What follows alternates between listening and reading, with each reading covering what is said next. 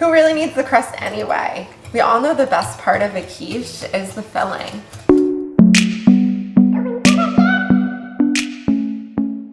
Hey guys, it's Melissa, and today we are making a crustless spinach quiche that could be meal prepped for breakfast, made ahead for a holiday brunch, or even served alongside a salad as a light dinner. Either way, we are eliminating the refined carbohydrates from the crust in this quiche, and we are loading it with high quality protein and fat from our eggs, along with our cheese and fiber from our nutrient-dense spinach. The combination of protein, fat, and fiber helps with satiety, and that is what we are looking for. We don't want to eat a meal and instantly having to think about what we are going to eat next.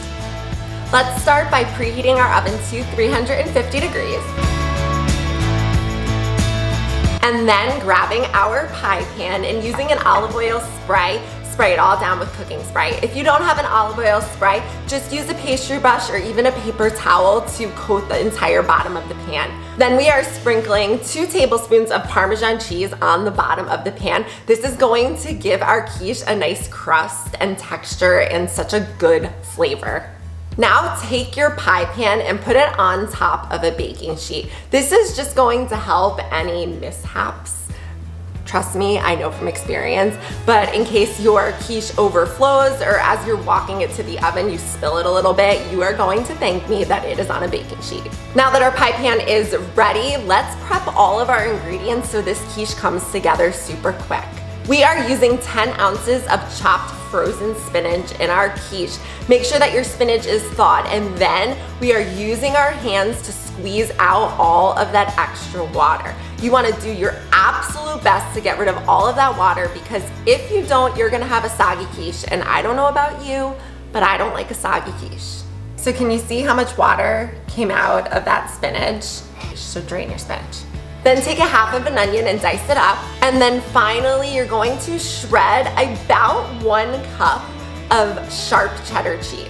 Now in this recipe, you can use more cheese if you would like, and a lot of quiche recipes use a ton of cheese, but I prefer to use really flavorful cheeses. So we're gonna use that sharp cheddar along with Parmesan so we don't have to use 2 or 3 cups of cheese here. Now that everything is prepped, we are going to heat 1 tablespoon of olive oil over medium heat.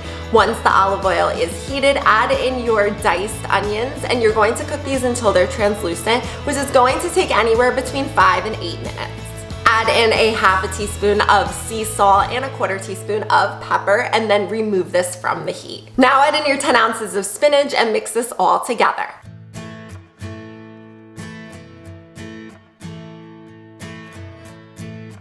You can take the vegetable mixture and put this on top of that Parmesan cheese in your pie pan. And then on top, add your cup of sharp cheddar cheese and another 2 tablespoons of Parmesan cheese. Now let's move on to making our custard. We are taking 5 eggs, cracking them in a mixing bowl.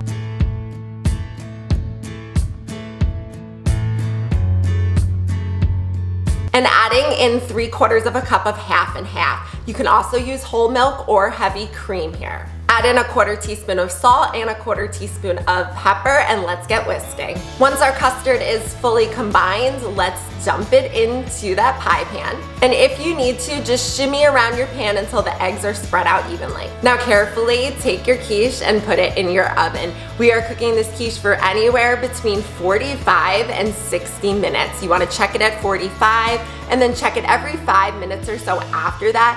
And you want to make sure that your eggs look like they are set. You can take a toothpick and stick it in just like we do with baking and see if it comes out clean. When your quiche is done cooking, take it out of the oven, let it rest for about 10 minutes, and then it is ready to serve. I'm going to try to hide this from my family because I love eggs, cheese, and spinach, and I have egg lovers and quiche lovers in my house, so I probably should just make 2. This does make a great breakfast, and it can easily be reheated on a busy morning. Or let it sit out, get to room temperature, and you are ready to serve it for your brunch. If you are looking for more easy make-ahead breakfasts, check out my chia seed pudding. I will put the link in the description box down below. And if you are new here, I would love it if you would go ahead and hit that subscribe button and that bell notification as I post short and effective workouts on Mondays and Fridays and healthy, family-friendly cooking videos to complement your wellness journey on Wednesdays. And I can't wait to see you guys at our next video.